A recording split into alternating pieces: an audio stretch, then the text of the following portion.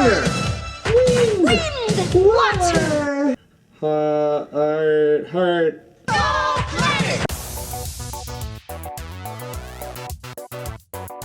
Hello! Welcome back to What's the Safeword? I'm Am. And I'm Bolt. And today we're going to talk about heart and love languages, and that whole bit at the beginning was just so we could make a reference to love. The extent we go to for a joke.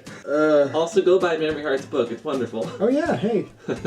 Languages are an interesting topic. They allow us to convey ideas, tell someone what we want or don't want, and what we like and dislike. Love languages especially are very difficult to kind of comprehend and talk about because we don't always know what we enjoy. How could you love it? Everyone has different ways of giving and receiving love. Nudge. Don't touch me. Okay. And while some people have magical rings that give and receive love, others just take it in a different area. Mm-hmm. Before we get down to it, love doesn't necessarily mean love in the relationship sense. It actually means, in this case, love for another person or affection. It's showing you care in many ways more than just like making out and sex.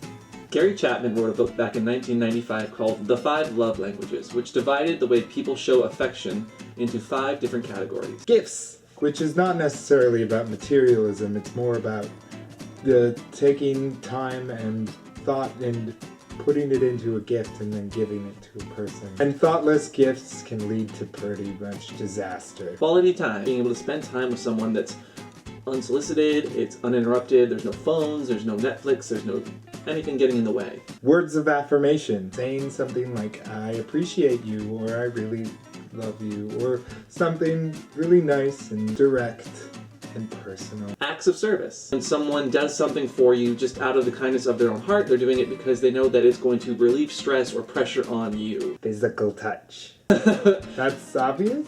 Hugging, touching, grabbing someone's leg, showing them that you care about them and you're thinking about them, that's not done in a verbal or gift-giving sort of way. Don't touch me. Chapman describes love languages as a way to show appreciation for another person. It's like learning their language and like talking with them and how they feel and react. And you're not following me, are you? So we've never actually taken this test before, but we've seen it done online, we've heard of it done by friends, and we wanted to take this test to kind of learn how to better appreciate one another. Of course, we all know a test on the internet can't actually tell us full compatibility and how we need to react to another person, but this is a way of showing a completely new perspective. No, those BuzzFeed quizzes are pretty in-depth. They told me I was a Gryffindor. They told me I was a pizza in a past life. That might be true, though. We're gonna dive into this test. Back in 5. So take the test.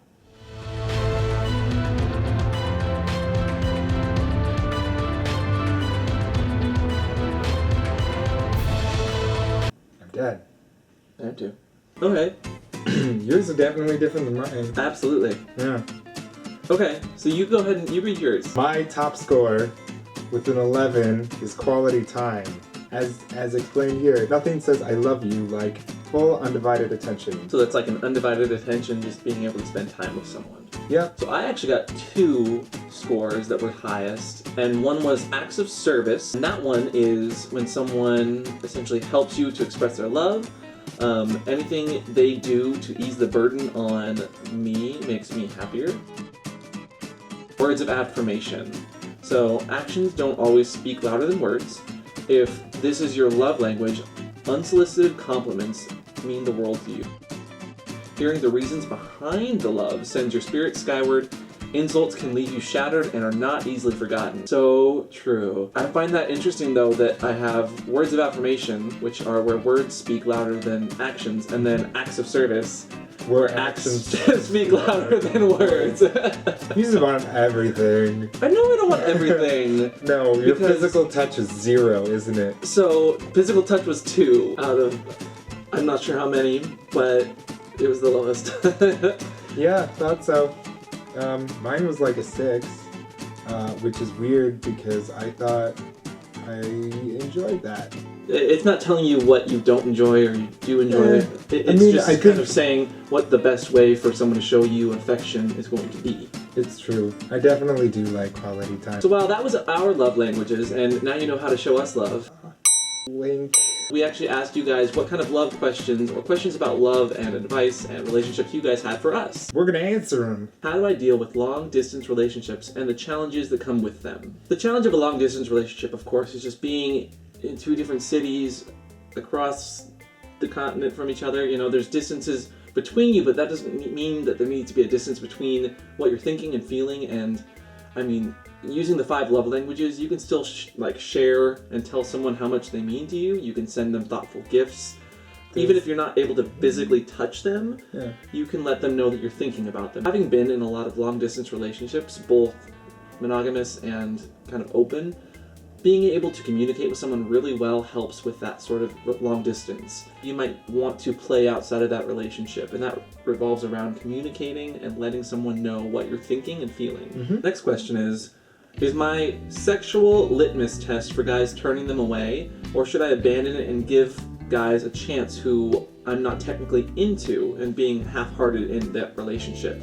Honestly, you shouldn't have a litmus test for love and compatibility. I feel like that's a way to put someone out of the question right off the bat. Like, what do you know about them? And while not everyone is going to follow and kind of fall into that perfect box for you, there are certain parts of someone that we have to get used to and we have to settle for so that we can settle with them. Being a 22-year-old, my sex drive is very high.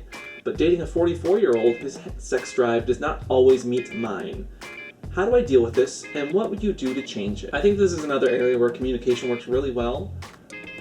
If I were dating someone who had a very, very high sex drive that was different than mine, so long as I was getting my sex drive met as well, I would be okay with them going outside of the relationship, maybe to meet that sex drive, being able to communicate that they just want to jerk off a bunch to kind of get that frustration out. That's fine too. Or even just sharing that moment, even if I'm not going to get off, but they are in a situation, totally fine.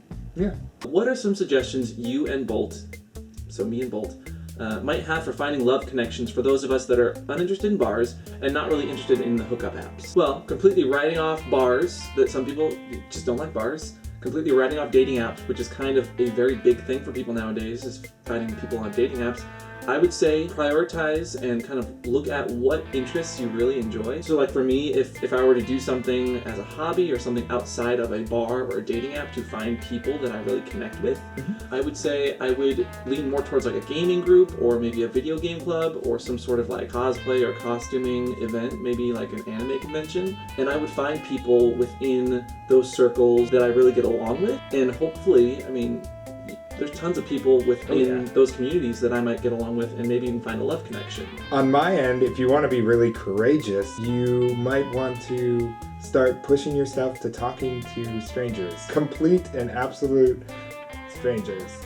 Like you'll be in a QFC and start talking to someone who you think might look cute. Or, you know, just a random person. They'll give you a connection and so on and so forth. And just talking to people is the best way to meet people. So whether it's a love language you're talking about or just one-on-one speaking during love making, always have a safe word. And today's safe word is cannibal. Because no one likes to talk with their mouth full. So while you might have been talking during this episode, we cannot actually hear you. We can speak and make languages happen. Our love languages exist down below in the comments. So if you want to let us know what your love language is, maybe you have some questions for love for our next advice giving thing, or you just want to leave us a like and let us know that you enjoyed this episode, you know where to do that. Right there. We'll see you next time on What's the Safe Word. Bye! I wish love languages were like Pokemon types. You could catch them all. I would be an electric love language type Pokemon. Oh, Jesus Christ. Oh my.